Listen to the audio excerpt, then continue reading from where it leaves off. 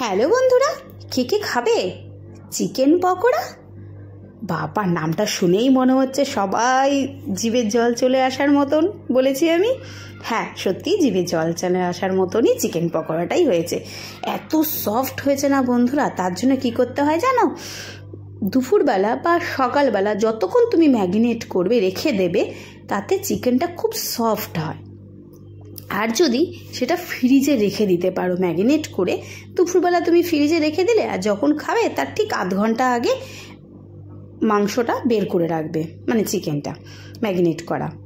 এবার তুমি তেলটা গরম করে ভাপে ভাপে ভাজবে, ভেতরে এত সুন্দর নরম আর এত সফট হয়, সত্যি খেতে খুব সুন্দর হয়, খুব সুন্দর। তোমরাও কিন্তু একবার ট্রাই করো। আমরা তো সারাদিন কাজ করি আর বিকেলবেলা ইচ্ছা হয় না করতে, কিন্তু তবুও দেখবি করলে, সবাই মিলে খেলে এটা আলাদাই থাকে আনন্দ, তাই না বন্ধুরা?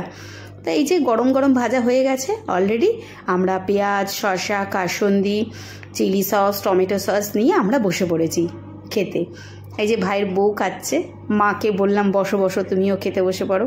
মা, ভাই, আমি আর আমার ভাইয়ের বউ চারজনে মিলে আমরা খেতে বসে গেছি। আর মেয়ে তো গরম গরম ভাজা হয়েছে, ও বাচ্চা, ও তো জানোই ওরা গরম গরম ভাজবে আর খাবে।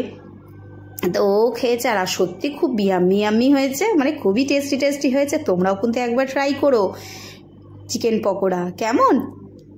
চলো আজকের মতো এখানেই ভিডিওটা স্টপ করছি। আর তোমরা যারা আমার ভিডিওটা দেখছো তাদেরকে অসংখ্য ধন্যবাদ। আর আবার একটা নেক্সট ভিডিও নিয়ে আমি চলে আসব।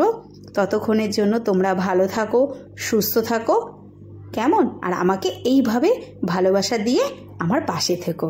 টাটা।